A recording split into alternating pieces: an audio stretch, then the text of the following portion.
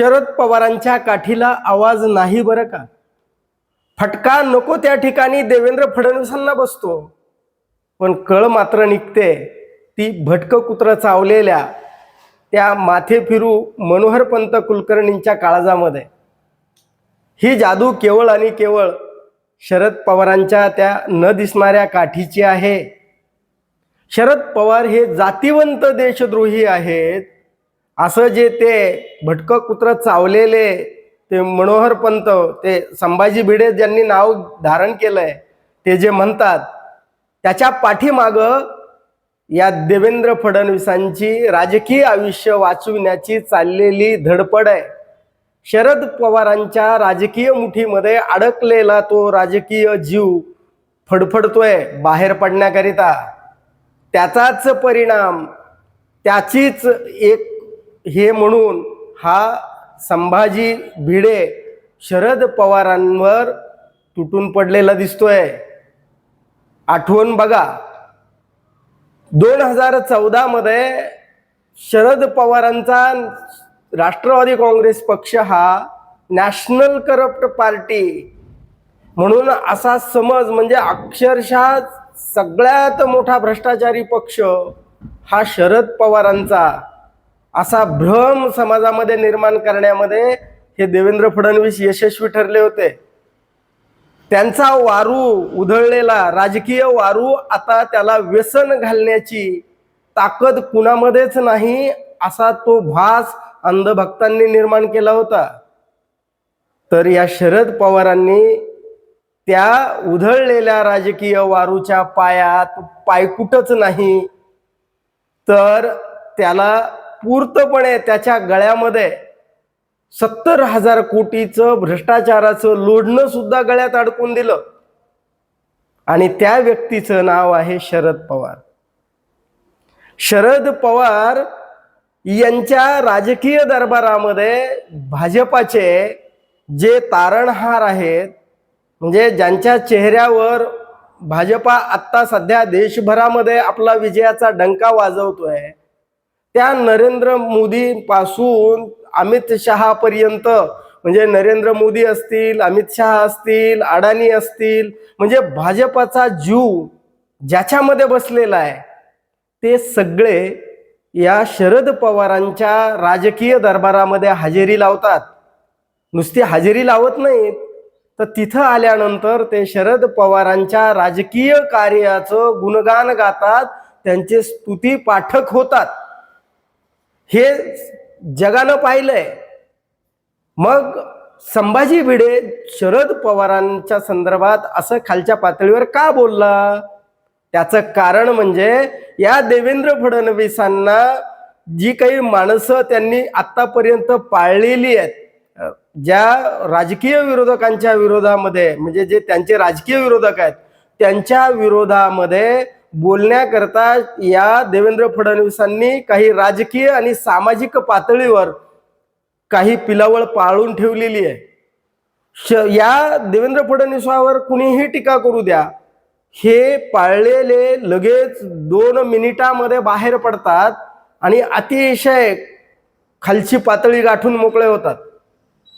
म्हणजे या देवेंद्र फडणवीसांच्या संदर्भामध्ये कुणी काही बोललं तर यांना ठेवलंच त्याच्यासाठी, पोचलंच एवढ्यासाठी की त्यांनी या देवेंद्र फडणवीसांच्या विरोधकावर तुटून पडायचंय. आणि अगदी तीच गोष्ट अगदी त्या नवनीत राणा, नितेश राणे अथवा हे संभाजी भिडे, ही तीच ती अंधभक्तांच्या त्या समूहातली अतिशय फडफड करणारी ती पिलावळ आहे. आणि ती सातत्यानं शरद पवारांच्या विरोधामध्ये गरळ ओकते. त्याच्या पाठीमागचं कारण समजून घ्यावं लागेल आपल्याला. त्याचं कारण म्हणजे देवेंद्र फडणवीस हा बनलेला मुख्यमंत्री नाही आहे, तो बसवलेला मुख्यमंत्री आहे. त्याचं व्यक्तिगत काहीच नाही, त्याचं स्वतःच्या बळावरती ते त्या पदावर बसलेत असं नाही, तर ते बसवलेले आहेत.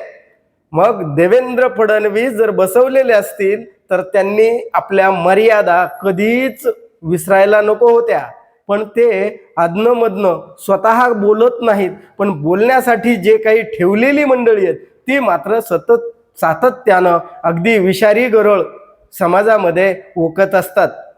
आणि मग ते नरेंद्र मोदी शरद पवारांच्या करंगळीला धरून मी राजकारणामध्ये आलो, त्यांच्याकडनं ते माझे राजकीय गुरु आहेत असं म्हणणारे जे नरेंद्र मोदी आहेत, शरद पवार जर जातीवंत देशद्रोही असतील तर मग त्यांच्या करंगळीला धरून आलेले हे नरेंद्र मोदी यांना काय बरं उपमा द्यावी लागेल? म्हणजे या देवेंद्र फडणवीसांचा जो वारू उधळलेला होता ना, तो वारू कुठेच थांबण्याचं नाव घेत नव्हता. त्यावेळी 2014ला शरद पवारांनी नरेंद्र मोदी पासून अमित शहा पर्यंत सगळ्यांच्या माध्यमातून या राजकीय वारूच्या नाकात व्यसनही घातली आणि पायकुटही घालून टाकलं. आणि त्यातून आता ही फडफड आहे बाहेर येण्याची. मग अमित शहा असतील, अदानी असतील, यांना आपण काय म्हणणार जे शरद पवारांचे नेहमीचे स्तुती पाठक आहेत? हे तर अदानी तर काय बोलून गेले, ते म्हणाले ते माझे जी प्रत्येक गोष्ट करतो मी ती शरद पवारांच्या सल्ल्याने करतो म्हणतात. मग हे संभाजी भिडे असतील, या नवनीत राणा असतील, आणखीन ते कोण नितेश राणे असतील, अशी जी पाळलेली पिलावळ आहे ती कधीतरी या नरेंद्र मोदींना शरद पवारांकडे गेलात म्हणून टीका करेल का? त्यांना देशद्रोही म्हणेल का? अदानीला काही शिव्या देऊ शकतात का? अमित शहाच्या संदर्भात काही बोलू शकतात का? तर अजिबात नाही. तर मग फक्त शरद पवारांवरच का? तर कारण या बसवलेल्यानं चालवलेला हा खेळ आहे आणि त्याला वाटतं की जगामध्ये माझ्या एवढं कुणालाच काही कळत नाही आणि राजकारणामध्ये माझ्या इतका म्हणजे मुरलेला मीच आहे असं वाटतं.